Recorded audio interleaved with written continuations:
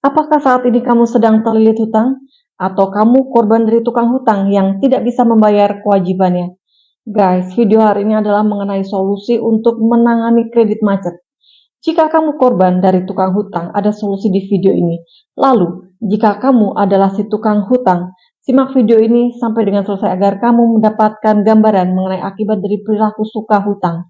Oke guys, kita akan langsung ke kronologis permasalahan hukum terlebih dahulu ya, untuk kemudian saya juga memberikan solusi atas permasalahan tersebut. Jadi, seorang bernama Wortel, dia sedang kesulitan keuangan. Dia membutuhkan uang untuk kebutuhan hidupnya, serta untuk mengembangkan usaha kuliner yang sedang Wortel jalankan pada waktu itu. Lalu Wortel pergi ke rumah sahabat dekatnya bernama Kentang. Karena mereka sudah bersahabat sekitar 20 tahun, mereka berdua sudah seperti saudara yang saling mempercayai satu dengan yang lain. Kemudian Wortel meminjam uang kepada Kentang sebesar 1 miliar rupiah. Bahwa atas kesepakatan peminjaman uang tersebut, lalu mereka berdua membuat kesepakatan antara Wortel dengan Kentang dalam bentuk perjanjian hutang piutang yang disaksikan oleh dua orang saksi. Dalam perjanjian tersebut, Kentang bersedia memberikan pinjaman sejumlah 1 miliar rupiah dan telah diterima Kentang secara tunai yang dibuktikan dengan bukti transfer dan kwitansi. Bahwa pada perjanjian tersebut telah disepakati juga bahwa Wortel berkewajiban untuk mengembalikan uang pinjaman dalam kurun waktu 4 tahun sejak ditandatangani perjanjian hutang piutang tersebut. Serta untuk menjamin kesungguhan hati tersebut, Wortel menjaminkan sebidang tanah seluas kurang lebihnya 600 meter persegi sesuai dengan hak milik nomor 01. Lalu 4 tahun waktu kemudian berlalu. Tempo waktu yang diperjanjikan telah habis. Namun Wortel tidak melakukan pembayaran untuk pelunasan dan tidak merespons surat peringatan untuk melakukan pelunasan hutang sebesar 1 miliar tersebut. Atas fakta tersebut, Kentang berkeyakinan bahwa Wortel sama sekali tidak beritikat baik untuk melaksanakan sebagaimana yang diperjanjikannya. Lalu kemudian Kentang mencoba menelusuri aset yang telah dijaminkan kepadanya dalam surat perjanjian. Betapa terkejutnya Kentang bahwa aset Wortel telah dijaminkan kepada Bank Kubis yang akan segera dilelang 1 minggu kemudian. Nah begitu guys, kurang lebihnya kronologis permasalahan hukum yang mungkin salah satu dari kalian mengalaminya. Yang menjadi pertanyaan adalah bagaimana jika kamu menjadi Kentang dan Bang Kubis sebagai korban dari si tukang hutang. Simak video ini sampai selesai karena saya akan membahas detail solusi jika kalian menjadi korban dari si tukang hutang. Selanjutnya apa yang bisa dilakukan oleh Kentang untuk bisa mendapatkan kembali uangnya? Yaitu salah satu alternatif solusinya adalah dengan mengajukan gugatan perdata ya. Pembahasan kali ini adalah mengenai solusi secara hukum perdata. Kalau untuk solusi pidana yang berhubungan dengan pidana penjara, kalian bisa langsung ke playlist hutang piutang di channel ini. Di situ saya banyak membuat video mengenai hutang piutang dengan sanksi pidana penjara dan lelang aset. Oke, kita akan langsung ke solusi perdata. Jika kalian menjadi Kentang, kalian bisa mengajukan gugatan dengan kronologi seperti yang sudah saya sampaikan di awal video. Tentunya sesuai dengan fakta yang benar terjadi dalam kehidupan kalian ya. Lalu pihak tergugat adalah Wortel sebagai si tukang hutang.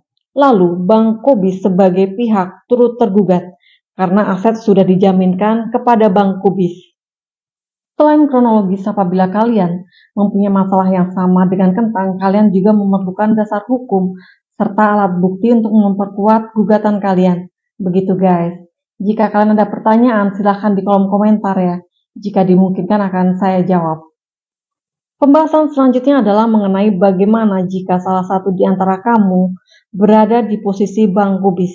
Dia juga merupakan salah satu korban dari Wortel si tukang hutang. Posisi Bank Kubis ini telah menerima jaminan berupa sertifikat nomor 01 milik Wortel dan akan segera dilelang. Akan tetapi Bank Kubis digugat oleh Kentang karena Kentang merasa sertifikat tersebut sudah menjadi haknya. Mungkin kalian akan bingung dengan permasalahan ini. Akan tetapi masalah ini mungkin bisa terjadi dalam kehidupan kalian. Jadi guys, mungkin akan lebih baik jika kalian tidak gampang percaya meminjamkan uang kepada sembarangan orang, agar peristiwa di video ini tidak terjadi di hidupmu. Tetapi jika sudah terlanjur, Simak video ini, saya akan menjelaskan secara pelan-pelan agar kalian memahami pesan di dalam video ini. Selanjutnya, apa yang akan kalian lakukan apabila kalian menjadi bank kubis? Untuk menjawab gugatan dari Kentang, maka bank kubis bisa menggunakan eksepsi yaitu sebagai berikut. Yang pertama, eksepsi gugatan kabur.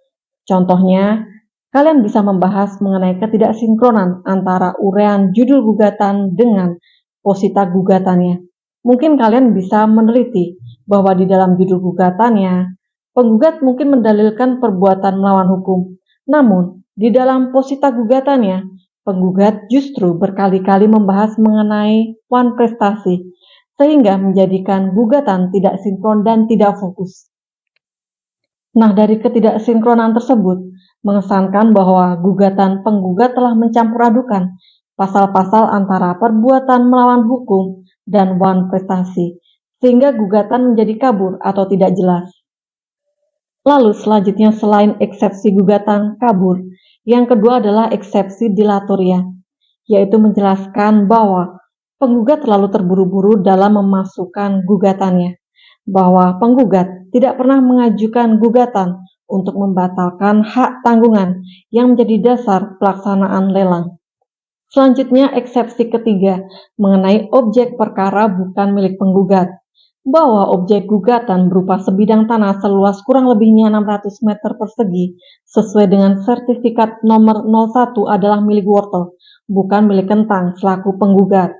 Bahwa dengan demikian sudah jelas bahwa tidak ada hak bagi penggugat untuk mengajukan gugatan karena objek gugatan bukanlah milik penggugat. Nah itu guys, macam-macam eksepsi yang bisa kalian gunakan apabila kalian digugat oleh seseorang. Dan untuk definisi eksepsi tidak saya jelaskan di video ini ya. Saya pernah membahas di video tersendiri dengan judul eksepsi. Silahkan scroll ke bawah, kalian akan menemukan penjelasannya. Begitu guys, cara menangkis gugatan jika kalian adalah pihak bank kubis. Dan akhir kata di video ini, bijaksanalah kalian jika hendak memberikan pinjaman kepada seseorang. Mungkin akan lebih baik jika kalian mencegah terjadinya permasalahan hukum daripada kalian mengalami permasalahan sebagaimana yang diceritakan di video ini. Semoga memberikan manfaat. See ya!